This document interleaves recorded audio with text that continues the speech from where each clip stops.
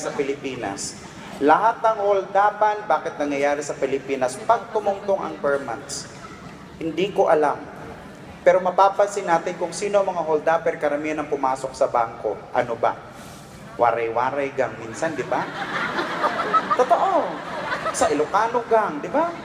Minsan sige-sige, Sputnik. Pero wala akong nabalitaan ng mga Ilonggo gang pumasok ng bangko. Napakahirap naman siguro nung kapapasok kayo ng bangko, di ba? Oh. Pagtulak ng pinto, lahat kayo dumaba. Ito yung hold up, di ba?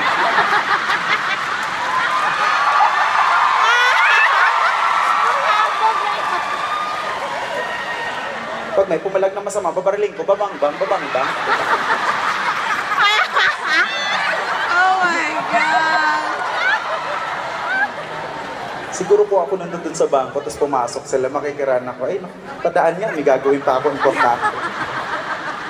Pero ayan, medyo humahaba na ako, at alam ko na sabik na kayong makita ang mga kapamilya natin.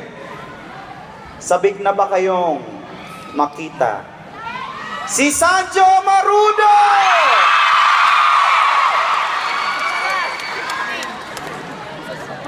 Magpalakpakan po ang sabik na makita si Sam Milby!